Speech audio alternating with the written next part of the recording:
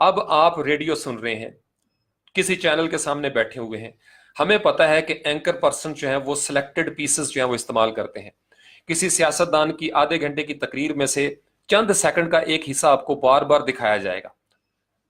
شام کے یعنی 6 بجے سے لے کے رات کے 12 بجے تک جتنی بھی نیوز کی ہیڈ لائنز آئیں گی اس میں صرف اتنا حصہ آپ کو دکھایا جائے گا.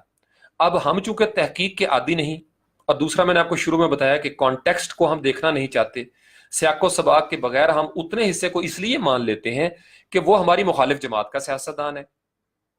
اب چینلز والوں کی یہاں پہ کیا ہوتا ہے، ان کا بزنس ہے، وہ کبھی ایکس سیاستدان کی بات کریں گے اور کبھی وائی سیاستدان کی بات کریں گے. جب وہ ایکس کی بات کریں گے تو وائی والے خوش ہوں گے، اور جب وہ وائی کی بات کریں گے تو ایکس والے کہیں گے یہ لفافہ خور، یہ لفافہ سیاستدان ہے، یہ لفافہ اینکر ہے، یلو جرنلزم کر رہا ہے جی، اس نے وائی سے پیسے پکڑ لیے. وہ دوبارہ میڈیا چینل ایکس کی طرف آ جائے گا. ان کو اس سے کوئی غرض نہیں، ان کا بزنس ایکس والے بھی دے رہے ہیں، ان کا بزنس وائی والے بھی دے رہے ہیں، اور ان کا بزنس زیڈ والے بھی دے رہے ہیں. ان کا بزنس ہے، ظاہری بات ہے، جیسے میں نے آپ کو بتایا ایڈورٹائزنگ کا کام ہی یہ ہے کہ وہ مینوپولیشن کرتے ہیں، پرسویٹ کرتے ہیں. تو میڈیا جو ہے وہ ڈیلی تمام جتنے بھی آپ کے پولیٹیکل ٹاک شوز ہوتے ہیں وہ مینوپولیٹ کر رہے ہوتے ہیں چیزوں کو.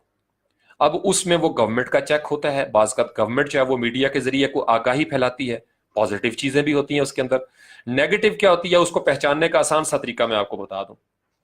جب بھی میڈیا کسی خاص واقعے کو اور اس واقعے کے خاص حصے کو بار بار نشر کرنا شروع کر دے، آپ کے کان کھڑے ہو جانے چاہیے کہ بھائی یہ ایک دم سے پورے ملک میں کہیں اور بات چل رہی ہے، یہ درمیان سے ایک شوشہ کیوں اٹھ گیا، یا تو کسی خاص مقصد سے توجہ ہٹائی جا رہی ہے، کسی خاص واقعے سے توجہ پیچھے کی جا رہی ہے، لوگوں کو ڈریگ کیا جا رہا ہے. اور یہ کیوں دھڑلے سے کامیاب ہوتے ہیں؟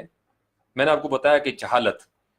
معاشرے میں پچھلی جو ہماری کتنی دہائیاں تھیں تمام ادوار میں، فرعین مصر کے دور میں بھی جہالت برقرار رکھی گئی کہ لوگوں کو یہ سوچ نہ ملے کہ ہم بھی بادشاہ بن سکتے ہیں، لہٰذا انہوں نے 3500 سال سے زائد عرصہ کامیابی سے حکومت کی.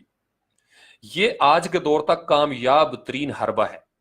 آج ہم دیکھتے ہیں ہمارا لٹریسی ریٹ کہاں ہے. آپ نے سنا ہوگا اکثر لٹریسی ریٹ کے حوالے سے تقریریں بھی آپ سنیں گے، لیکن عملی طور پر کوئی اقدامات نہیں کیے جاتے کہ لوگوں کے اندر تعلیم یا شعور آئے. وجہ کیا ہے؟ جب تک معاشرے کے اندر جہالت کا وہ موجود رہتا ہے مقام، آپ کو طائف کے مقام پہ پتھر مارنے والے دستیاب ہوں گے، آسان قسطوں پر بک جانے والے علماء سو ملتے رہیں گے.